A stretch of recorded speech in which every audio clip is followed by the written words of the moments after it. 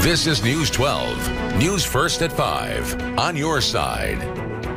A major development in the investigation into a missing 16-year-old girl, as the Richmond County Sheriff's Office says they're now investigating Janelle Carwell's disappearance as a homicide.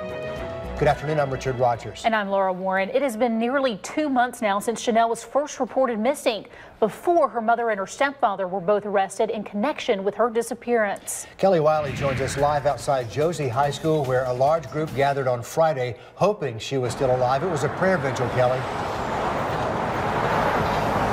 Yes, and they were hoping for a much better outcome, a much different outcome. But Sheriff Richard Roundtree says this is not the end. This is the second phase of a long investigation. 2 months into the investigation of missing 16-year-old Janelle Carwell, and investigators are now calling the T.W. Josie sophomore's disappearance murder. We want to make this clear that this is now a homicide investigation. And any persons who hinders, interferes, or lies during the course of this investigation will face charges as it relates to a murder investigation. The sheriff says he feels confident the people responsible are in custody. The only two behind bars in this case are family. Janelle's stepdad, Leon Tripp, and her mother, Tanya Tripp. Rewind 2 months, her mother told investigators her daughter went missing an hour and a half after her 16th birthday. We didn't know until later, but 4 days after, Leon Tripp was seen alone at this Stop and Shop in Atlanta. A few days later, Tanya Tripp told us her story. I heard the truck crank up or whatever, and I heard the back door slam. So I said, what in the world is this man doing? 1 week later, investigators put out these kidnapping charges against Tripp. When I heard the charges, I'm like, wow, really? You know, because this is her dad. You know, I said this from the beginning. A little over a month into the investigation, investigators found Tanya Tripp knew more than she was letting on. May 23rd, Tanya and Leon Tripp were found together in Atlanta returning a U-Haul. Both were arrested that day. And you remember just over a week ago, the district attorney told us that the state presumed her either dead or unable to communicate. Coming up at 6 o'clock, we'll talk about what has changed since she said those words to today when Sheriff Roundtree declared this a homicide investigation. In Augusta, Kelly Wiley on your side. It's a very bizarre, heartbreaking case. Thanks for that update, Kelly. Now, a big piece of this story is the community rallying to support the search for Janelle for any information in the case. And this is video from that vigil Friday night where she was at Josie High School in our live report just then. Some of that leading to some misinformation later in the evening as the vigil was hit by rumors that investigators might have discovered a body Friday night in South Augusta. That turned out not to be the case. But the sheriff's office says social media had a big hand in spreading those rumors. The challenges of social media today, and I know most people are looking or feel they're providing a service to looking to help, but the assumptions thereof, it does cause problems because we can't stop an investigation to answer those rumors and those questions. Sheriff Roundtree is urging anyone to wait to pass along information until you hear updates directly from the sheriff's office.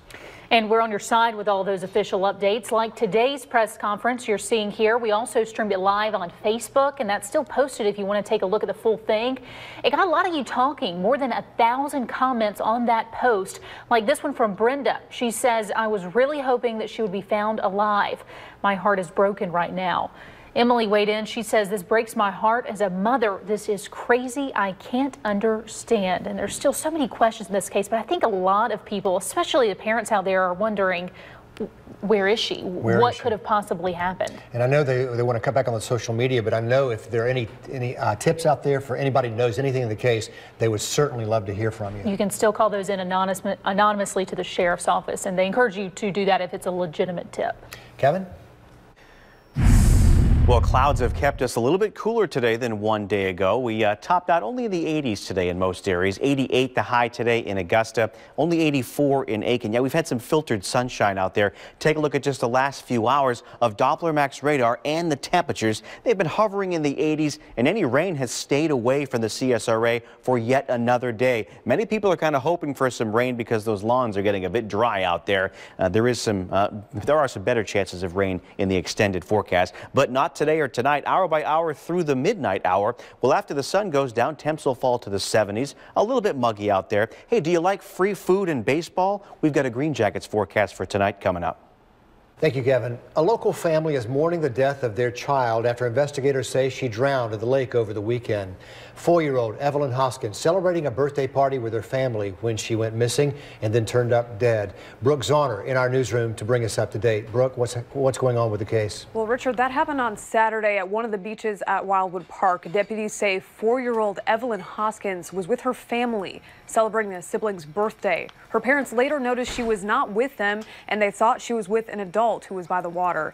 Evelyn was later found by a retired Richmond County deputy in about 5 feet of water. We spoke with a friend of the family yesterday afternoon. I just never expected that I would get that panic call of her telling me that they pulled Evie from the water and she's on the way to the ER.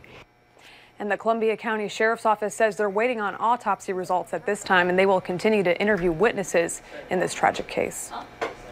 As she said, Brooke, they took her directly to the ER. It sounds like they did everything they could to try to revive this little girl. Yes, EMS did everything they could, but unfortunately they really couldn't do much at that point. But coming up at 6 o'clock, we spoke to witnesses who were there when this happened and how low lake levels can actually mean a greater risk for swimmers. Good advice there and a great warning. Thanks, Brooke. Deputies in Beaufort County say they have recovered the body of an Ohio teen who went missing in the water off the coast of Fripp Island. Eric Clark was reported missing around 2:30 Sunday afternoon while he was swimming with some buddies from his basketball team in about 8 feet of water. Witnesses say they think Clark was caught in an undertow. A Harlem middle school teacher is facing charges of sexual exploitation of children after investigators say he sent an inappropriate Snapchat to a 14-year-old former student. The Columbia County Sheriff's Office says Joseph Scalise was arrested Friday after sending the girl a message saying, "I'm still wondering how that cake emoji looks, or are you chicken?" The Sheriff's Office says he's definitely not talking about birthday cake here. Cake, parents, is actually slang for your rear end. Columbia County School Superintendent Dr. Sandra Caraway tells us, quote, if this teacher's actions are as described, his employment with the school district will end. Augusta commissioners want to make sure James Brown doesn't get lost in the mix of all the plans coming to downtown Augusta. Our government reporter Lindsay Tooman on your side with some of their plans to incorporate the Godfather of Soul to make Augusta more of a tourist town. Sounds interesting, Lindsay. Richard, we know city leaders talk about James Brown a lot, but they really want to make sure their ideas become reality. Oh, run around all night, all night. No matter what walk of life, Sunshine. Music always seems to bring people together. It's a passion for Sam Adams. In the last few years, he moved to Nashville. Now he's back home. There's something to do all the time, unlike Augusta. So I'm glad that you're doing your story, because we need more music venues. He wants to see more music venues and events in Augusta. Right? I mean, you know exactly right. This park should be full every weekend. Yeah. Every weekend there should be something going on with some kind of a music venue. Commissioners say we're really underutilizing a huge resource to bring in more tourists, James Brown. And it's not just for downtown, it can go beyond these boundaries. Commissioners are looking at the plans coming to downtown to make sure something happens with James Brown. The master art plan calls for a more interactive experience at the plaza. Destination Blueprint, the CVB's tourism plan, calls for a James Brown music festival. The Godfather of Soul, man, the hardest working man in show business. Some commissioners have their own ideas, like projecting some kind of display on the buildings behind the James Brown statue, and even making all of James Brown Boulevard more of a tourist experience. The most important thing city leaders want to ensure that they come up with more ideas and make them cohesive with all of the plans, making Augusta more of a music destination and a tourist town with a little help from the Godfather of Soul. Let your soul shine. A lot of the plans are kind of up in the air until the final plans for the downtown streetscapes come down. So we're just waiting on that. You mentioned something up front that's really true. We've been talking about James Brown for years. So when? Now the new question, when? I know, that's always the big question. And of course, I'm going to give you the answer. It's going to take time. Okay. We already know that, but we're going to see action in the next few years with those streetscape plans. Right. And we just want to make sure the James Brown plans fit the long term, not just the short term. Yeah. All right. The Godfather of Soul. You can't forget him. Yeah, and he needs a little spotlight. Exactly. Thank you, Lindsay. Well, ask and you shall receive. Sam, from Lindsay's story, it sounds like we are getting another big name artist to play downtown pretty soon.